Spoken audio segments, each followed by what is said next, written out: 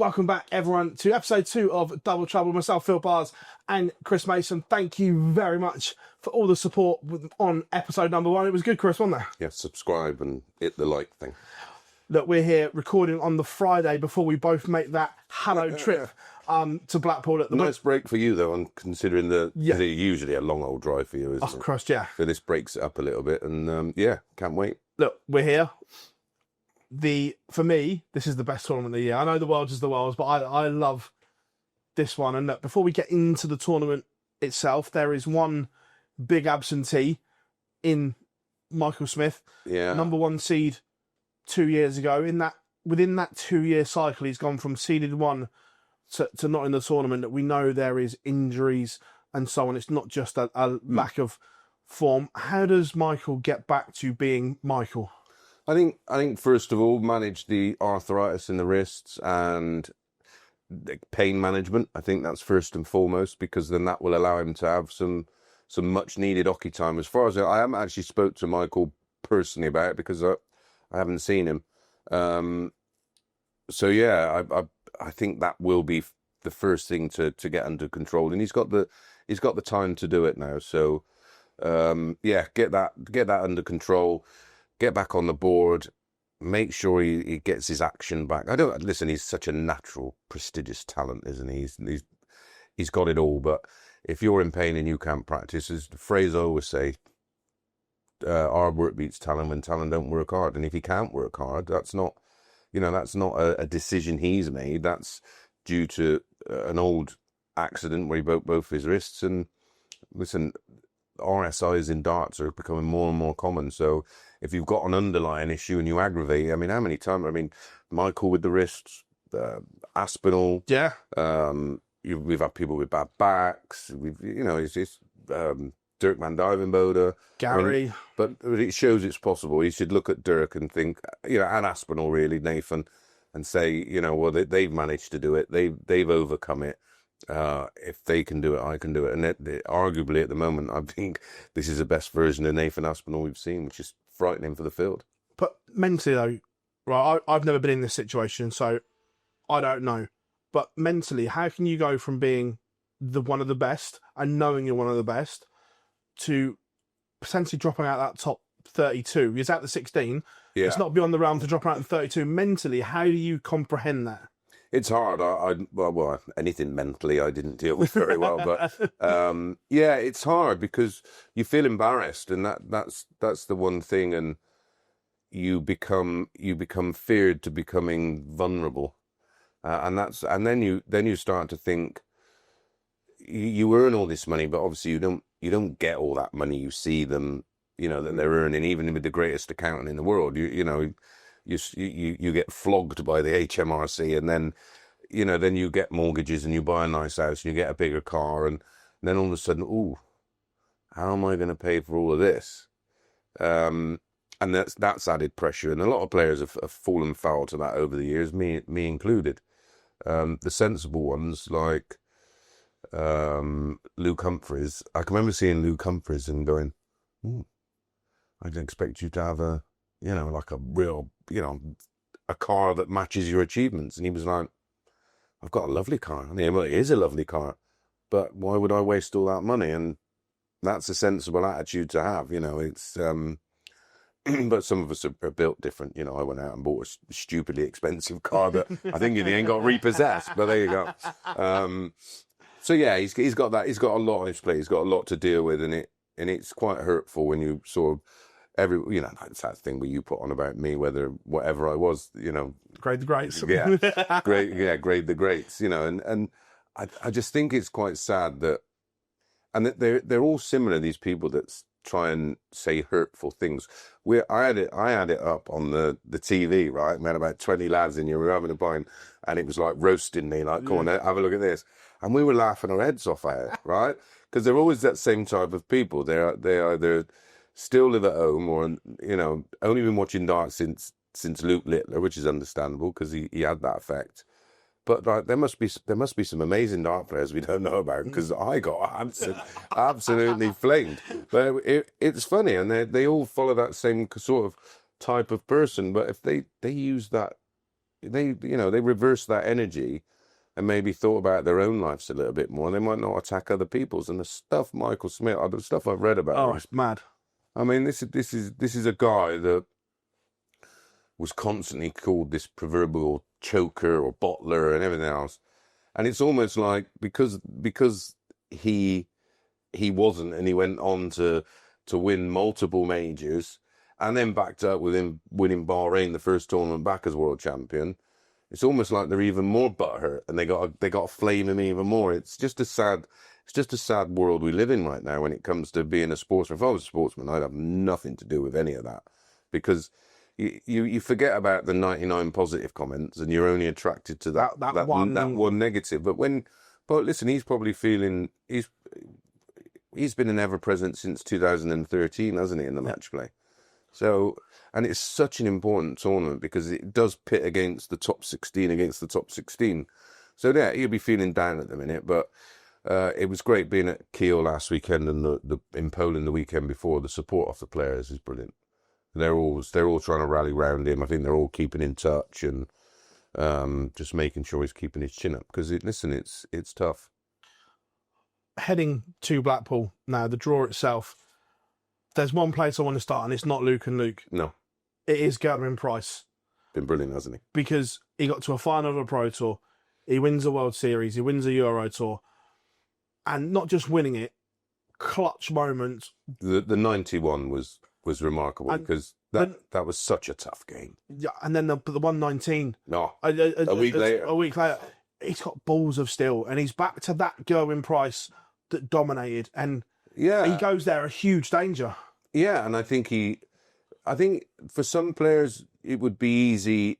The problem you have going into a tournament of this size, the World Matchplay, do you want to play in tournaments where if you're fearing about your form and you go and you turn up and you don't play very well, that can almost creep into the match play week where you then start to flap a bit and think, right, how can I'm not in my best form. I shouldn't lose to this guy. I'm going in against the cream of the crop here at the World Matchplay and I'm not ready. I think the fact that he chose to play the World Series and then fly him straight to Leicester, was it Leicester? Yeah. Yeah.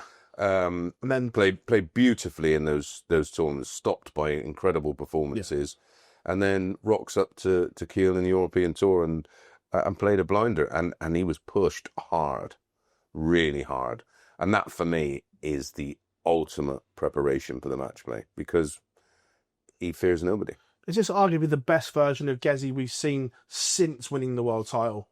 Yeah, possibly. But he's always been that kind of player that if he starts popping his doubles, I mean, tops and 10 starts going. Yeah, when he starts missing doubles, that tends to aggravate him, and then that creeps into the rest of his game, and he'll probably keep missing, not necessarily losing matches, but his averages are affected because he's overthinking it, and then bomb so many doubles, and he's aware of it because every interview he makes reference, he brings it up. So that's where probably sports psychology would work perfectly for him because the one thing, and he is one of the greats, of course, but the one thing that the greats were capable of is if you lost a leg, you forget it. It's gone. You can't change what's happened. You can only change the now and the then. And I think, something like that, some kind of mental exercise he could use during a match. You just got to put a key in, take the brain out, shut the lid down, and just play. And when he's in that kind of mode, very much like your Littlers, your Humphreys, your Rob Crosses, they're incredible to watch. What I like though is we're now other people on stage. We're seeing the Gezi that we've seen.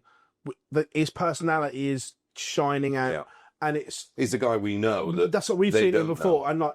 The interview he gave after losing the World Cup final, where he was like, "I'm not naming them, England or rubbish type." But that was banter. But that's what I mean. That laughy and jokiness, we're seeing that more and more. His own personality that we've seen for ages, but he was almost didn't want to bring the shutters down to the rest of the world type. Yeah, maybe he felt that it was a weakness, and he's.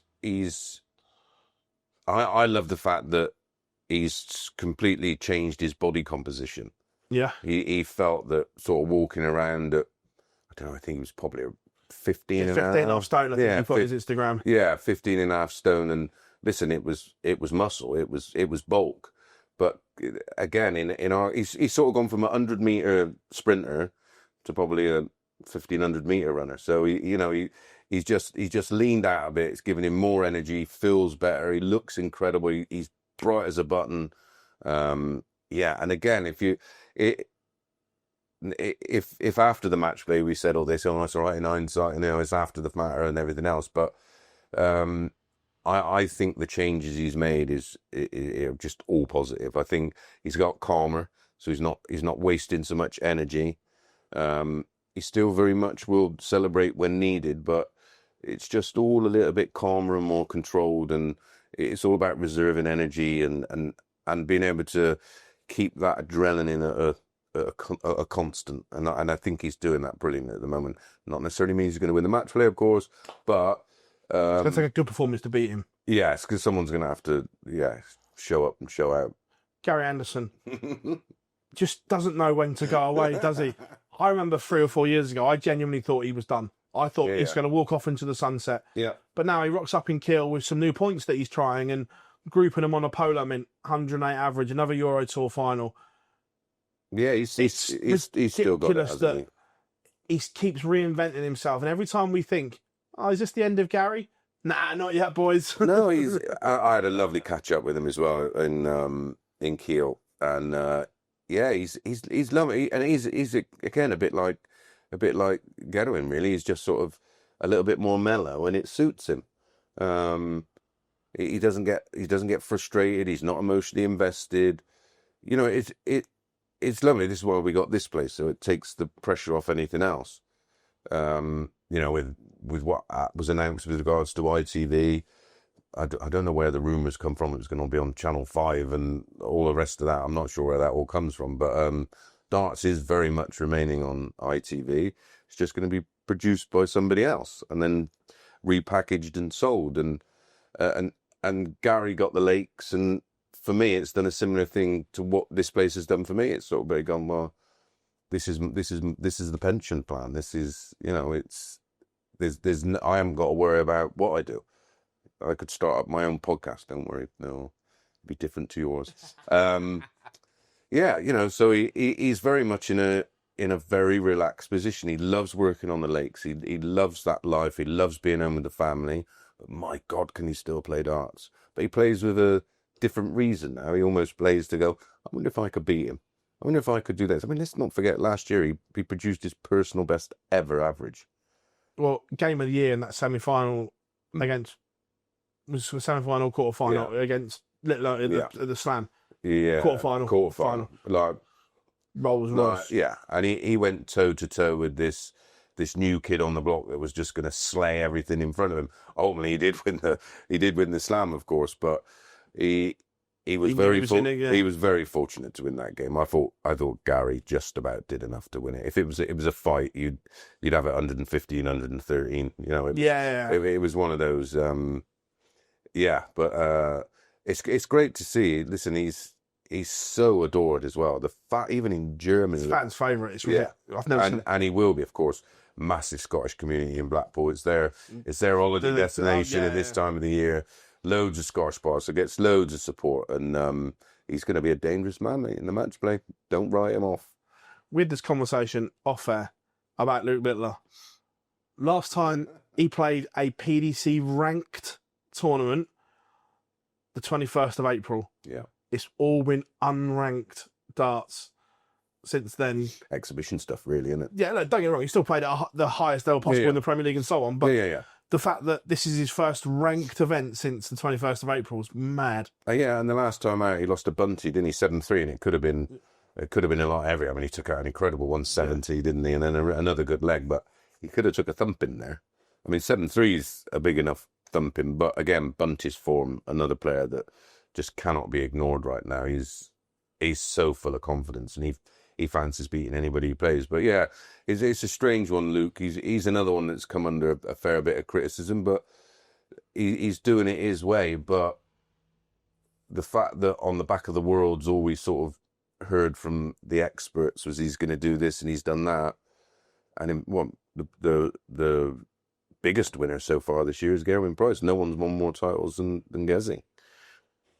Were you surprised that Luke, Peter, and Michael skipped everything before the match play? I get not playing the Pro Tour and the Euro Tour. I get picking and choosing, doing one or the other. But were you surprised that they didn't do anything before Blackpool? Well, with their lack of, I don't want to say form, but for some of them form, yeah, massively. I thought it would have been a great opportunity, certainly for Luke Littler. But listen, he's a different player, isn't he? He comes from a different breed. But at the listen, he's making tons of money. But we want to see him. We want to see him winning titles and in the mix all the time. But yeah, missing all these events, I'm not sure if that's ultimately going to backfire. And I know he openly says, "I don't really practice." Well, that's not quite working at the moment, is it? Well, he's not won a title since the UK Open. I know, and that of any note, yeah. Whether it be Pro Tour or Euro World Series Tour, or your anything, and going into something as big as the match play where he got dumped out first round last year, I certainly would have expected him to maybe play in Germany. I know he says he's not playing in Germany, but again, that will ultimately backfire. Cut your nose off to spite your face, almost. No, especially with the amount of big gala events over there, and there's some big money earners to be had, and they're the same promoters, and we know how fickle promoters can be. But yeah, I certainly would have liked to have seen him have a run at even if it's just the Pro Tours. But time will tell if he goes and wins a match. But like I said, he's a different breed of player. He feels like he personally must feel, well, I've got it sussed. Yeah, I get it. Time will tell. I personally, if you see him in a tournament, he gets up and running over the longer formats. He can play himself into form. We've seen him make some slow starts at the Premier League. He was either winning them or he was going out early. And maybe that's how he plays the game. But with this format so short and there's such depth and strength now, he can get beat early all the time if that's the idea that, right, I just win my first. Back in my day, quite possibly, there was enough poorish players to do that. You get them first round, you sort of play yourself in, you get someone slightly better. Now you could be running into guys from round one that can beat you 6-0 with 100 average. But time will tell with him. It's like he's his own man. But ultimately, I think something will have to change. I think you can get away with so much more things when you're younger than you can when you're sort of in your 20s, and if he's still playing in his 20s, which I think by the time he's 25 he'd be done, but not because he's not good enough, by the way. Just the other priorities. You just get involved in other things, and I think at the moment, the last time I spoke to him, he said, "I just want to win everything once." Now, he could do that over the next 3 years, couldn't he? And sail off into the sunset with 10 million quid in the bank and probably invest in other things. And he loves social media, doesn't he? He loves the influencer type stuff. Yeah.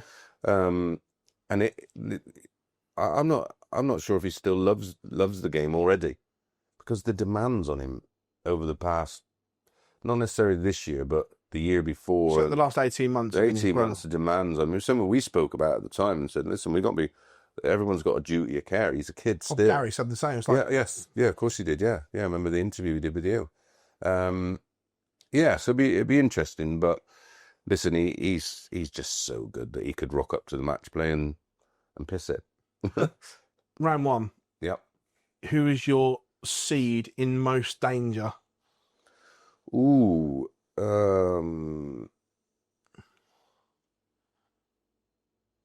I've got a couple I'd like to put forward.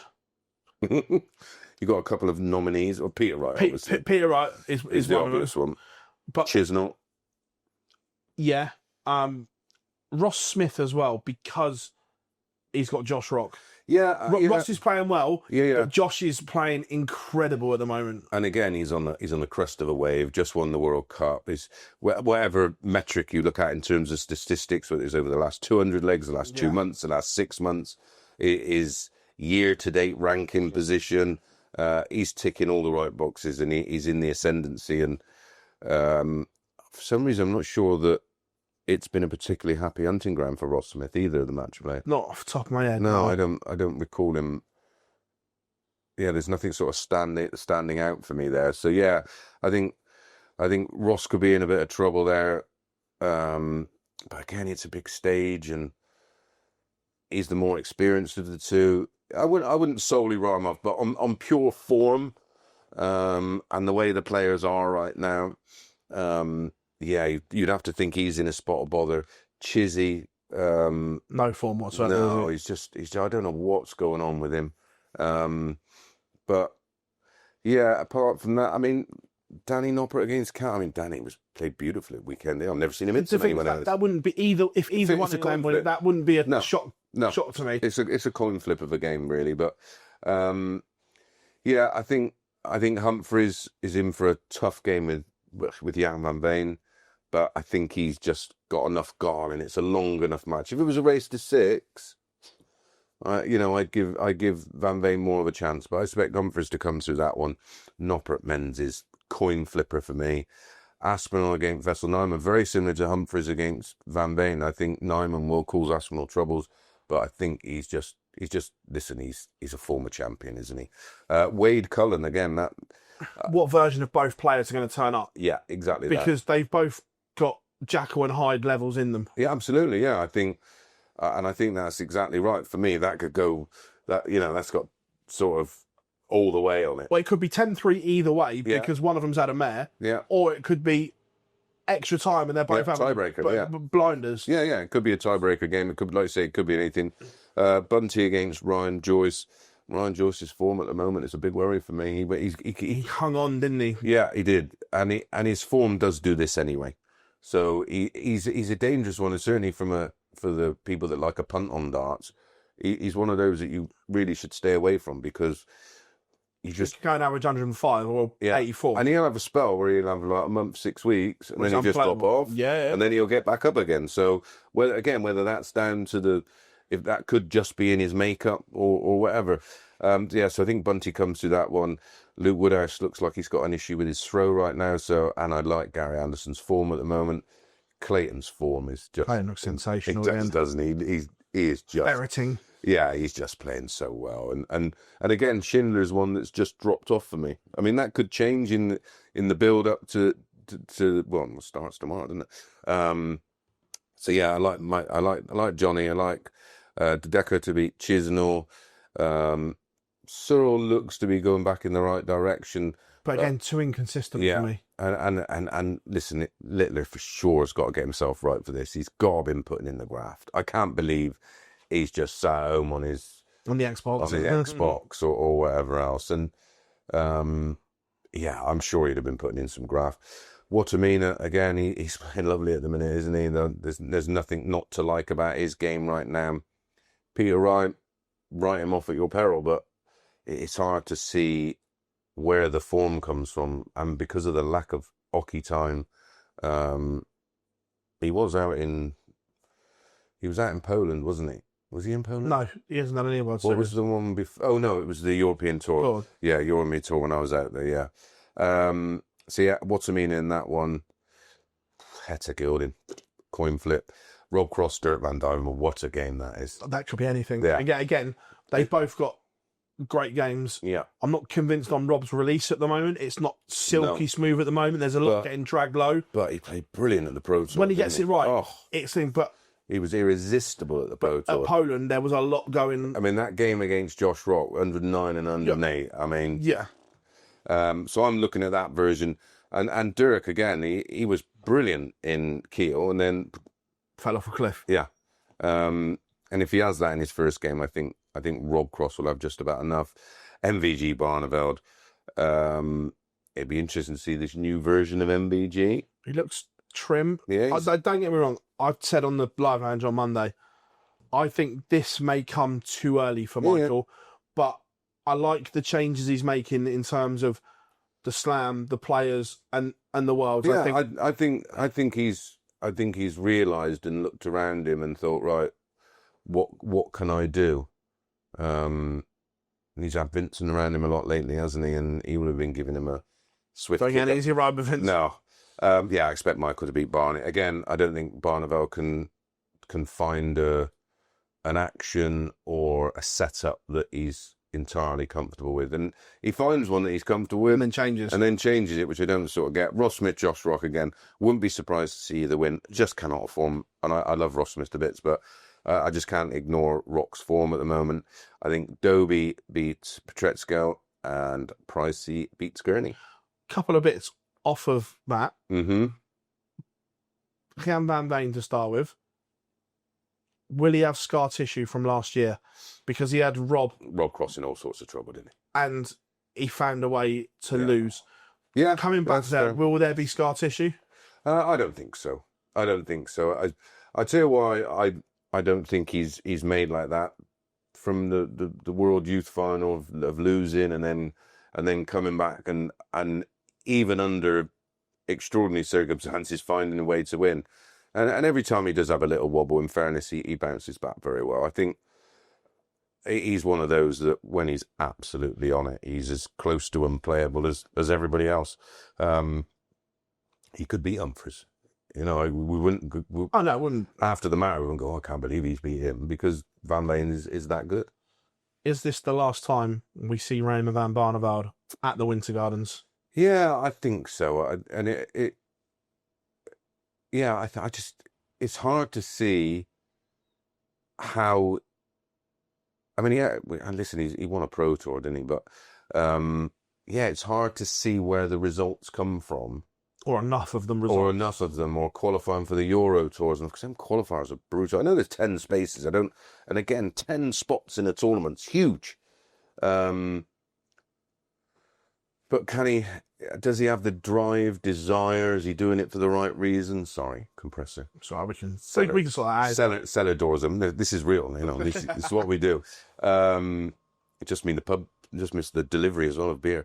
So I'm not sure what he's got left. And interestingly, the fact that he got involved with the seniors and played in the Champions of Champions and played well against Neil Duff, didn't he? He had 96 average, and you would think he's going to need something in and around there, but he needs to do it consistently. And his next game he averaged 83, which the drop off's too much. It's too much. That range we always talk about that range, and it's just too big. You never know with Raymond. I mean, the throw looks silky smooth still. It's a bit knobby for my Yeah, it's got a bit little. I was just about to say, it's just one thing I noticed at the weekend. It's just got a bit loopy. Yeah. Bit. Where before it was a proper throw, where now it's just. He needs to do the old John Lowe trick and just stick his elbow on a plinth. Yeah. And just spend hours with his elbow on the plinth, just to take out that little lob. Yeah, it's a bit loopy, but I hope he does, but I find it hard to see where the money comes from to get him in either of the top 16s. I don't think he can get back in the world's top 16. No. But could he get in that next 16 from all the other events? It's going to be tough, but who knows? It's Barneveld. You can never write him off. Right, so we've gone through that. You want my quarter now, didn't you? I do. I want your quarter final. Right, top quarter final. I'm going for Humphries against Aspinall. Yeah, actually, I'm with you on that one. What did you fancy? No, I think as long as Humphries and Aspinall come through their round one games, I agree. But I think they're both tough assignments. Yeah, I agree. If they come through, I agree with you. Yeah. And then my next is Gary Anderson against Johnny Clayton, which you sort of raised an eyebrow at one and not really the other, didn't you? Well, I think Johnny comes through that bit. That Gary Bunting game is going to be. It could be a classic. Yeah. And do I think Gary comes through that? Yes.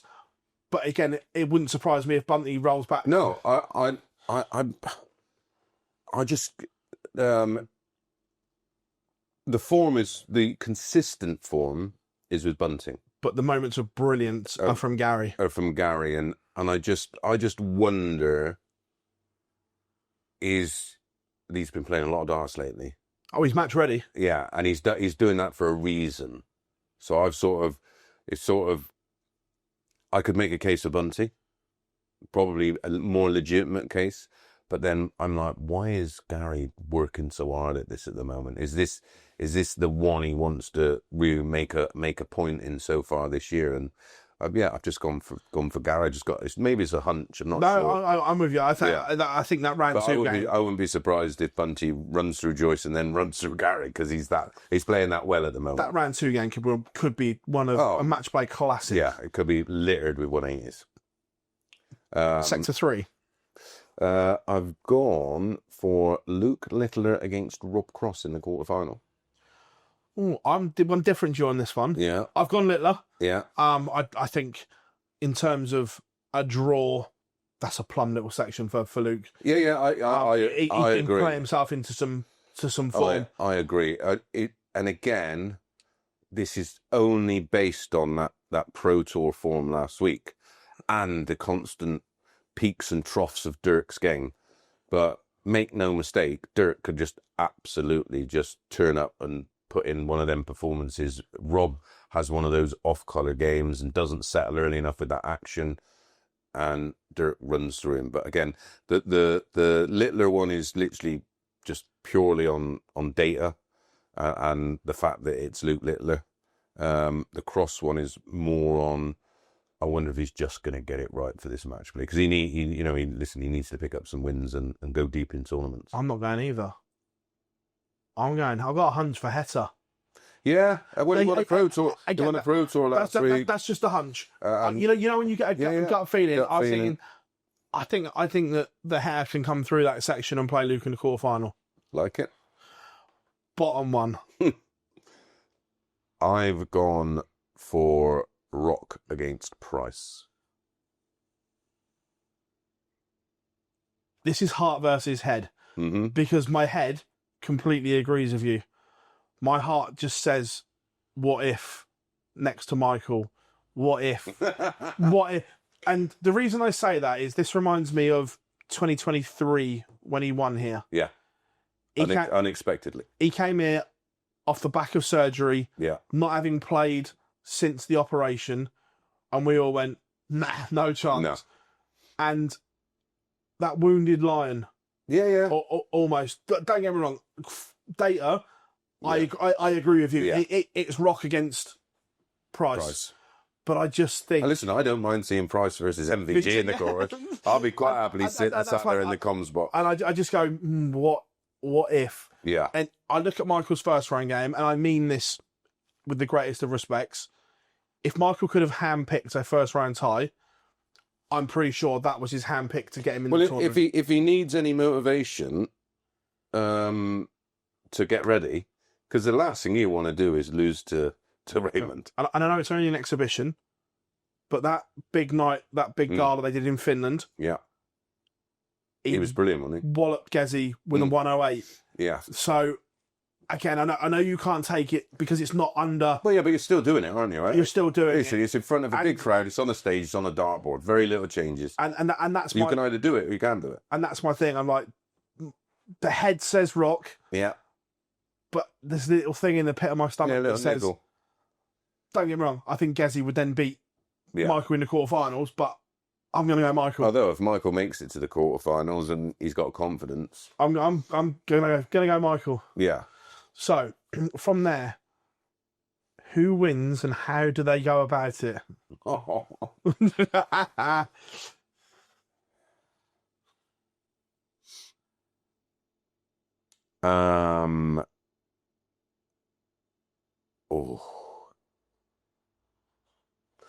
I'm gonna go out there. Aspinall gets a lot of support in Blackpool, doesn't he? He's super popular. Humphreys defending. Oh, that's so hard. That's like. Can you put two names and I'll just pick one out? Head says Humphreys, heart says Aspinall. And I just got a feeling about Nathan at the minute. Again, lads, it's nothing personal. Don't take it personally. I'm being asked to make a prediction. You make one without putting your own name in it. Yeah, so I'm going to go Aspinall. if Gary gets to Clayton, I mean, this could be an absolute banger. Well, they had a banger on the Euro Tour at the weekend, didn't they? Clayton's average was 104. And got pumped. I think if Littler gets to cross, so I'm going to go Aspinall to beat Humphries, Anderson to beat Clayton. I think if Littler gets to whoever he plays in that quarterfinal, he'll be up to speed and flying. And then I've got Pricey. So my semi-finals is Aspinall, Anderson, Littler, Price. That's not bad. I'm only one change from you. I've gone Humphries. I like what listen. Gun to my head, you'd probably have to go for Humphries. But I get because even at his best, I mean, he won the Premier League and he won at his best, and that's a quality that you can't learn. 100%. But look, if we end up with any version of this, exactly. I mean, there's no bad results anywhere, no matter what happens. Oh well, there's a couple, but we'll leave that for another interview. And then I wouldn't be surprised if we see a repeat of Kiel last weekend and we get Price against Anderson. I'd take that all day long. But the difference is Gary would have had 24 hours or so to just rest up. He was literally out on his feet. He was gone. He was actually gone before the semi-final. And fair play to him. He battled his way through that, and then in the final, Price. And again, that's where that fitness and youth and energy and everything else comes out. But again, we could have a repeat of the world. The first. That the Humphries win at the Worlds against Littler. That wouldn't surprise me in the final because, it's so hard to predict. But in fairy tale land, I want Gary Anderson to win it, but I think Price wins it. I see. I'm a little bit like you, where Anderson against Humphries, again, I'm heart v head. Mm-hmm. My head says Luke will have too much over that longer format. My heart says Gary's as good as ever. I listen. You can't deny the numbers. That's the thing. You can't. It's not an opinion like a castaway opinion. We're trying to predict individual sport, which is always pretty volatile. But if you just look at numbers and results and just the way they have been playing, I like the thing that what's his name does, FDI, where he and you got these guys that look over the last 200 legs. Is that big enough sample? I think it just about is, because that's potentially a lot of matches, and if you look at those, that combination of the four is as likely to happen as the other combination of four. Yeah, I agree. And that's what we're trying to do, really. I'm trying to find angles and reasons why. But we'll always get the ones, oh, you're a Gando fanboy, or you're a Price fanboy. Well, for one, Price's box office and got bollocks the size of Barney's ball. Not Raymond Van Barney, by the way. Might be a West Country saying, I'm not sure. And he's proven that in recent weeks. Yeah, 100%. He's the most dominant player this year. Incredible. So I'm not picking him because I like him or like the way he plays the game or anything else. And again, with Anderson, it's just those big numbers. And because he's not playing multiple games a day, what he seems to be falling foul at the moment is just, and he openly admitted to me, he said he's only the last sort of few weeks he's been doing the longer sessions with Ryan, and he's just finding it tough. But you ain't got to worry about that at the match play. One game a day. One game a day, and then you get, for early stage, you get a couple of days off. Prep. And I just think that this tournament could fall perfectly for him because it's not like a Euro Tour or a Pro Tour or a World Series event where you're playing multiple games in one day. He's got time to rest. So I mean, I'll probably be a mile off, but I'm going Anderson Price. Final. In a fair, I'd love to see Gary win it because, sort of the fact that how much he was written off and it sort of gets ignored in certain aspects of the sport. But I'd also like to see Price win it for the first time. He's lost in the final. Lost to Michael. Lost to Michael, yeah. So I would like to see Pricey win it. I think his name would sit right on a world match play title. I think Price wins it. Mm-hmm. However, I'm like you. I want Anderson to win it because I want him back in the top 4. Yeah. Because then there's difficult questions to be had, and I'm just manifesting chaos. That's the journal coming out in you. That is positive. That's manifesting chaos when it will do. When the phone call comes in. January would be an interesting phone call. Gary, you've qualified for the Premier. No. How about if we give you no?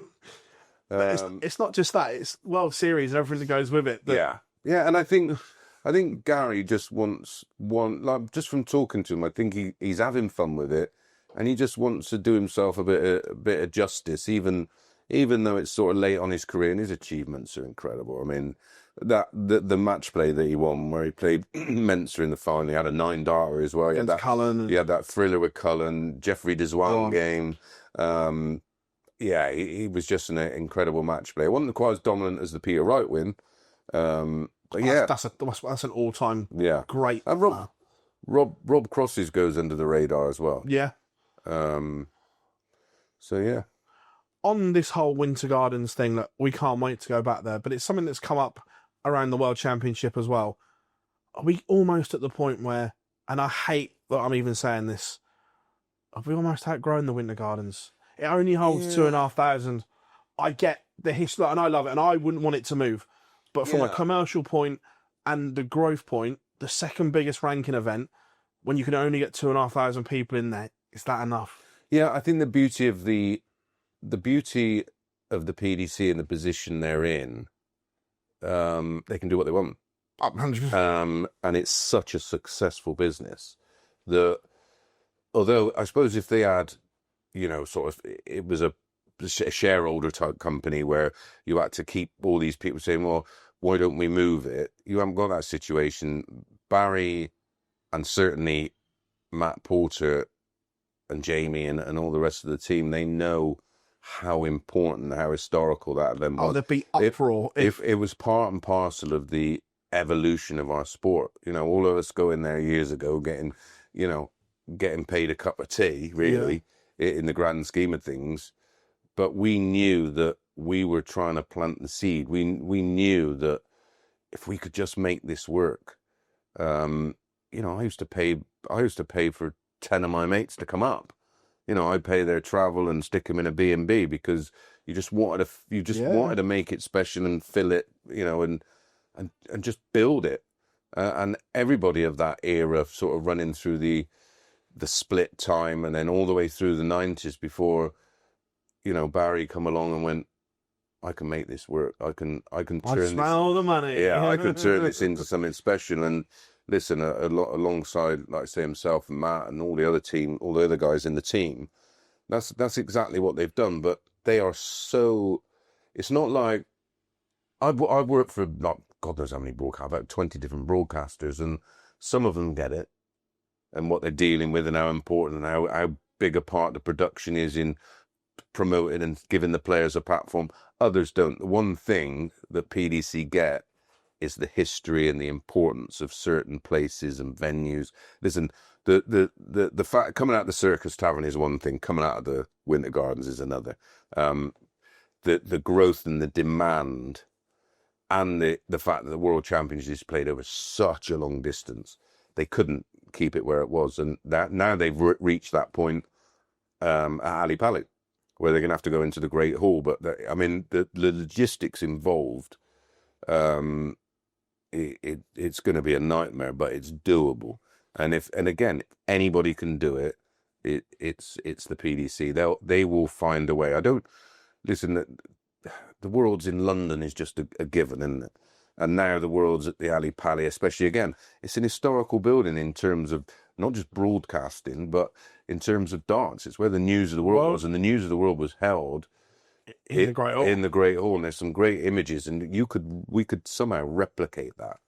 That would be incredible. And that, even if they internally scaffolded it and then dressed it from the inside, there could be a way where you get that beautiful stained glass window in the background that would just replicate the times of the News of the World. And I think that would be I think it'd be quite fitting and a great tribute to the venue and all the darts players that played there over the years. So maybe, well, it won't be this year because there's not going to be enough time to do it. Well, I don't think so. No, they've already confirmed. they've already confirmed. It's in the East. But again, the demand, they could get, what, 7,500 in there? Probably, yeah. And if you think, what does it hold, 3,500? Yeah. So 4,000 more tickets over how many sessions? 21 days. I know, we're down there forever. We just had the schedule. I mean, that's millions. It's millions, isn't it? And not just in ticket sales. You've got everything else that goes around it, merchandise and food, yeah, hospitality, yeah, the hospitality. I mean, the hospitality is barely big. I work in the hospitality throughout the entire tournament. It's barely big enough now. Yeah. But you think you flood another 8,000 people a day through the door for however long it is. Everything's going to have to get a little bit bigger. But the beauty of that, you can rejig it around. The problem will be, how do they get the fans in and how do they get them out safely? But they'll come up with a solution now. And you could internally tunnel it, and there's loads of options. And what now is where the darts is now would become the fans village. If you strip that out, that stage takes up, and it was the biggest stage. Yeah. I mean, you take all the seating out of there and everything. Yeah. That's a big show. That'd be more than big enough for the fans village. Just about. Or they may have to introduce, you have to buy an extra ticket to go into the fans village. Yeah. Just to restrict the amount or limit it. Yeah. Somehow. Because it certainly wouldn't. No, 7 with everything else that then would go in it. All the Paddy Power merchandise stands, all the food stands. Or they may have to create an area outside where they build a marquee, because there's enough room up there. And maybe the food goes in there, and then that you've just had the fans village with the merchandise and stuff in it, and the Paddy Power stands. That could be an option. I don't know, but I wish I got paid enough to make those decisions. But yeah, I'll never leave the Winter Gardens. I couldn't make a case, unless the financials just I don't think it really.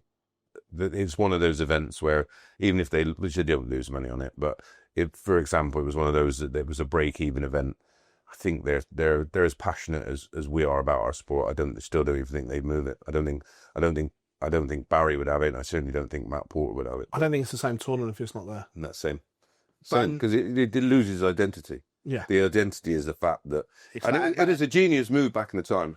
Right, let's do it in the summer in Blackpool. The footfall, you've got the right demographic. They're the demographic of people that go down the pub to play darts. It was genius. It was a genius, and it took years to get it like to where it is now, where nobody can get a ticket.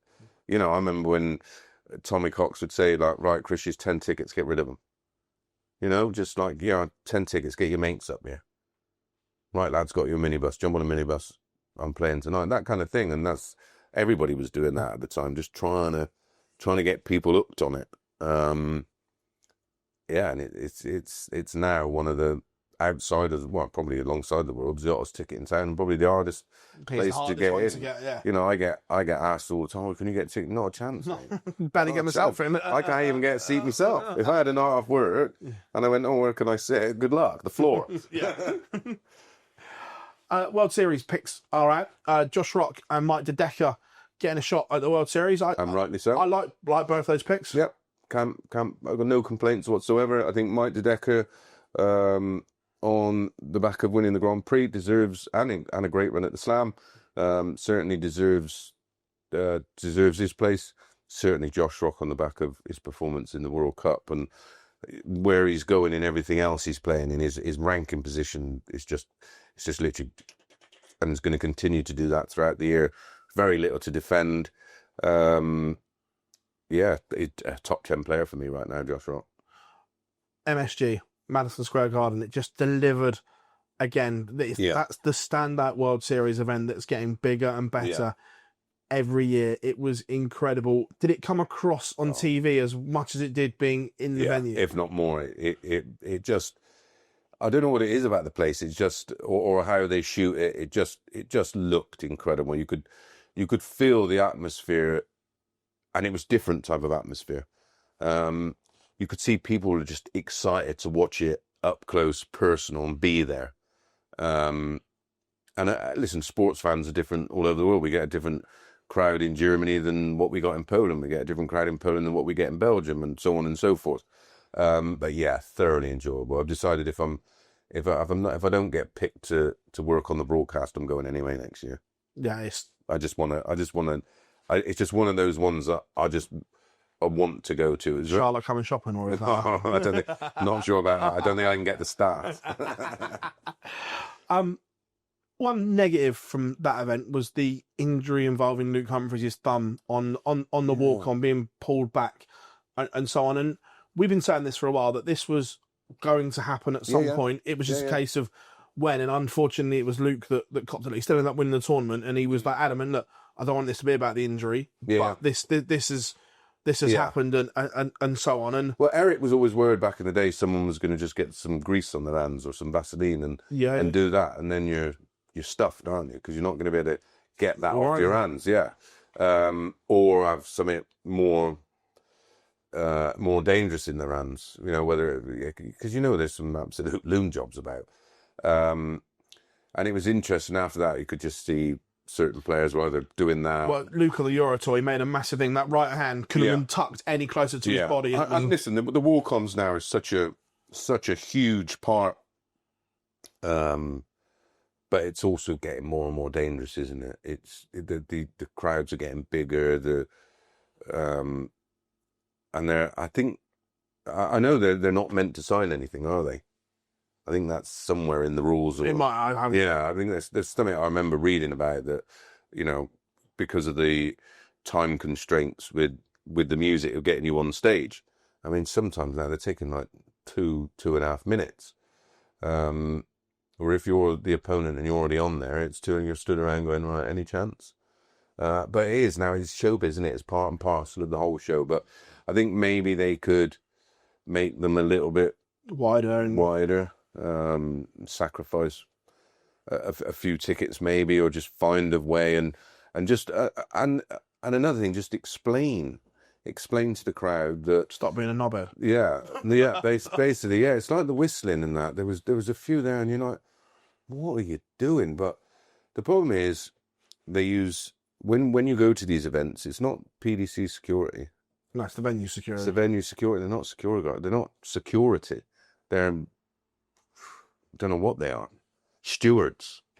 And there was a guy there last week, and he's absolutely off his shit.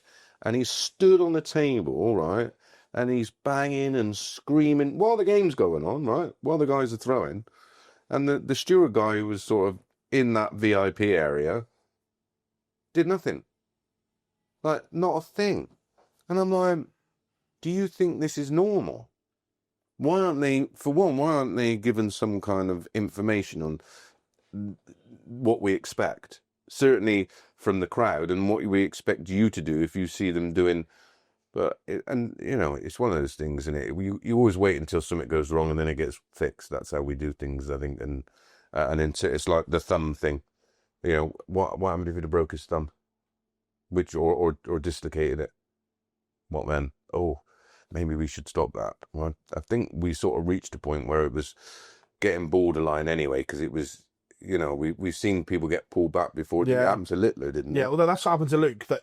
They tried to pull him back, but they grabbed his thumb. Yeah. I mean, that could have been disastrous. Well, could have took him out of the rest of the year. If you break your thumb and you're a dart player, especially with his type of action as well, could have put him out for a year. So I think that's probably still.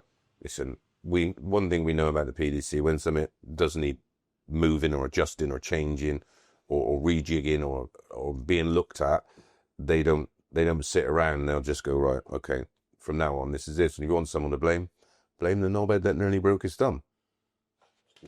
Obviously, we both boxing fans. Something that came up in a boxing chat the other day, that Matchroom or Eddie was saying that looking at moving the main event to a 9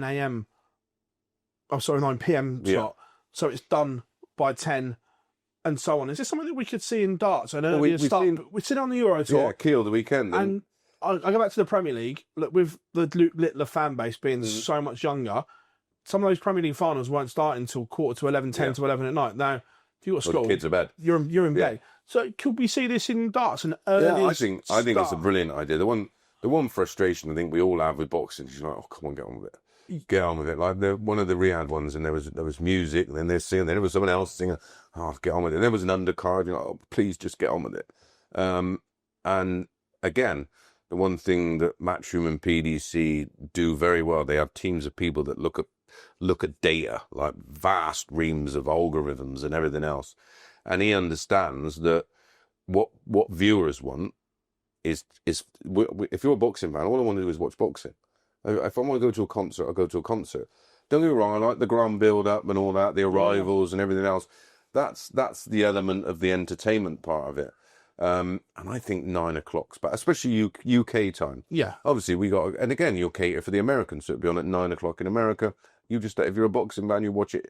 I used to stay up till 4, 5, 6 in the morning to watch Mike Tyson blast someone out in 90 seconds. Yeah. But I like the idea, and I like the see. I used to go to boxing shows years ago, amateur shows, but they'd be in the afternoons. Yeah. So if you've got your next gen, there's no reason why that can't be broadcast live. We all used to sit at home and watch sport on a Saturday afternoon. Yeah. I like the idea of fights on a Sunday afternoon. It's not indoor fights, not outdoor fights, obviously, because I don't like it when it's light. It just doesn't look right visually or from a broadcast point of view. But I think certainly with darts, the only problem is that it was that 12 o'clock start on the Sunday. But of course, if they're going to start earlier, you've got to close it earlier so they can turn the venue around. Yeah. In terms of getting everybody out and getting everybody in. And then the poor fucker who's going on first on 12 o'clock on a Sunday, but you just get yourself right for it, don't you? And that's it. You're professional. This is your start time. You prep. Yeah, you just literally prep, get yourself right, get up earlier. If you are on first, you can go back to bed all afternoon because you're not on until the night time. Yeah. But I really liked it. No, it was something I liked, and there was and like you say, for the youngsters watching at home and the youngsters there. And I think if you were going to buy a ticket for the Sunday night and you was thinking, oh, well, the final might not be 10:30. By the time we did that, by the time we got out, it's too late to take the younger players, or if you've got work in the morning. Yeah. Where if it's all sort of wrapped up, done and dusted by 10 o'clock. Job done.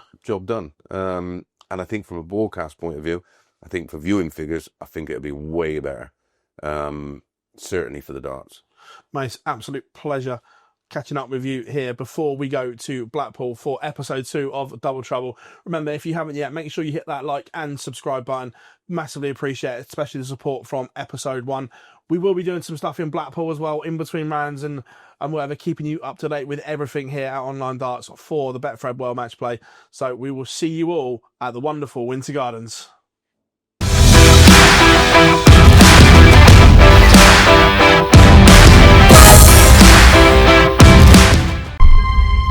Change up.